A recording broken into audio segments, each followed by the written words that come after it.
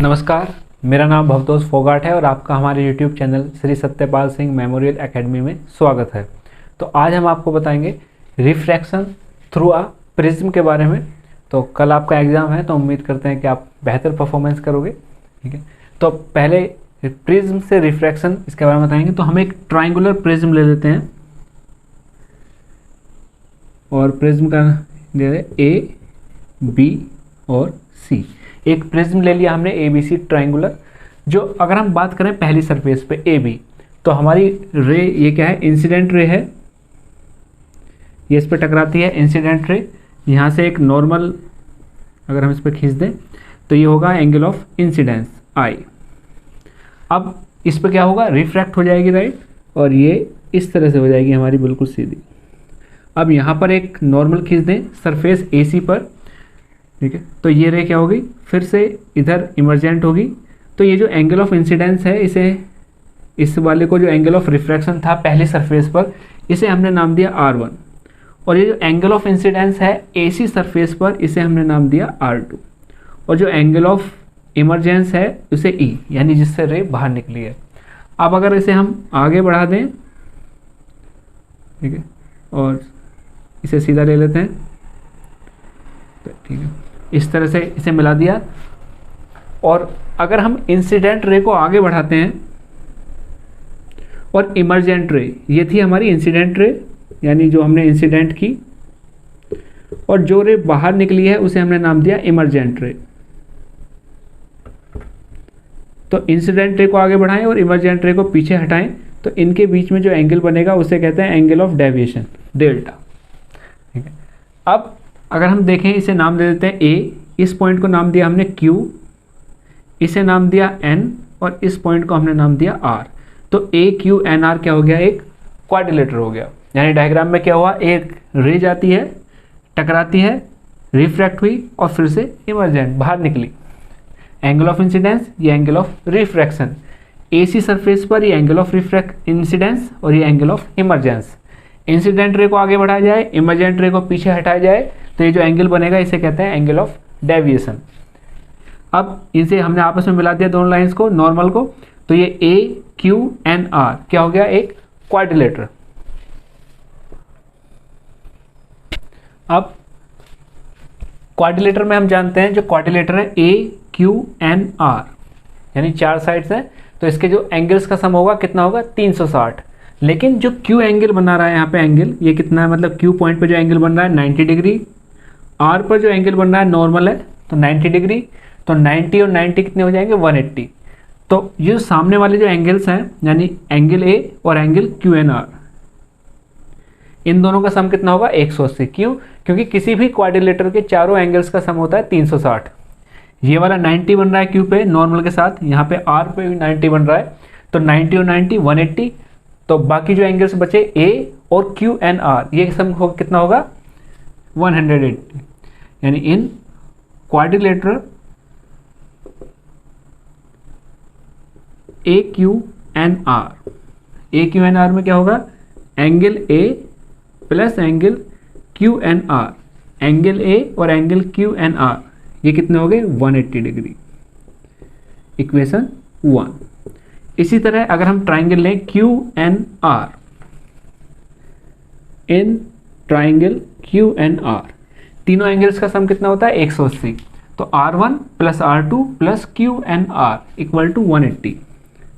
तो R1 plus R2 plus angle QNR equal to 180। Triangle के तीनों एंगल्स का सम 180।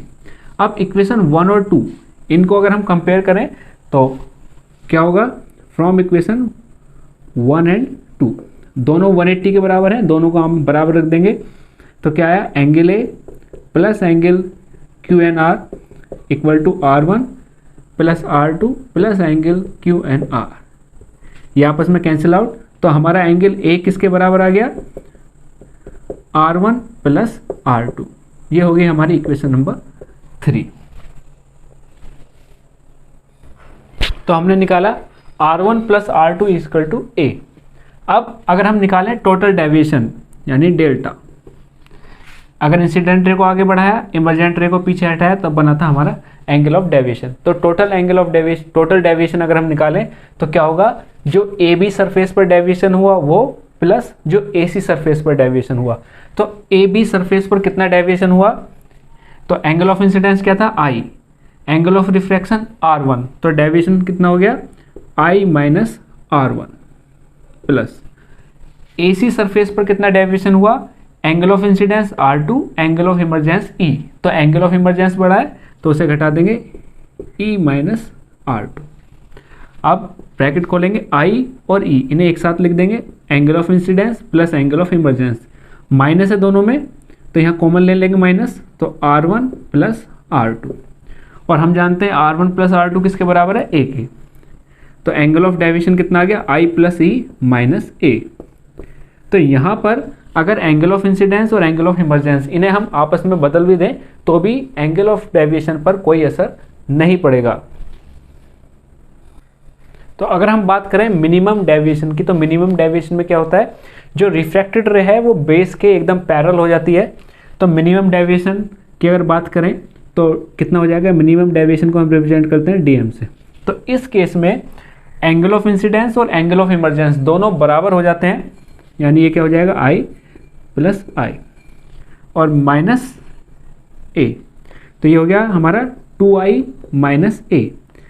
तो ये मिनिमम डेविएशन हमने निकाला। अब जब I और E, यानी हमने क्या देखा कि अगर हमारा एंगल ऑफ डेविएशन कितना हो जाता है, मिनिमम डेविएशन हो जाता है, तो उस केस में एंगल ऑफ इंसिडेंस और एंगल ऑफ इमर्जेंस बराबर हो जाते हैं। तो क्या होगा, R1 और R2 भी क्या हो जाएंगे, बराबर। तो अगर हम लें इक्वेशन नंबर 3 से, यहाँ पर R1 और R2 दोनों को क्या मान लें हम, R, तो क्या हो जाएगा, ये इक्वेशन 3 से दोनों की जगह R रख देते हैं, R plus R equal to A। तो यहाँ पे क्या होगा, 2R इक्वल टू A और R equal to A by 2। तो एंगल ऑफ रिफ्रैक्शन क्या आ गया हमारे यहाँ पे, यानी R की जो वैल्यू हमने निकाली क्या आया, A बाय 2। इसी तरह अगर हम यहाँ से I की वैल्यू निकालें तो I की वैल्यू क्या हो जाएगी, A को इधर भेज देंगे तो 2I इक्वल टू, ये माइनस का इधर आके प्लस का, यानी A प्लस DM। 2 मल्टीप्लाई में इधर आएगा तो किस में आएगा, डिवाइड में, तो ये आएगा I equal to A plus DM upon 2।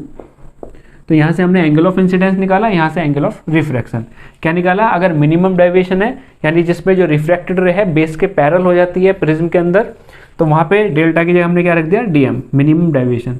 यहाँ पर एंगल ऑफ इंसिडेंस और एंगल ऑफ इमर्जेंस दोनों बराबर हो जाते हैं, तो इसे I रख दिया, ये माइनस A, तो कितना होगा 2I माइनस A, और A को हमने इधर भेज दिया तो प्लस का हो गया, और 2 मल्टीप्लाई में था उधर जाके डिवाइड में, एंगल ऑफ इंसिडेंस निकाला।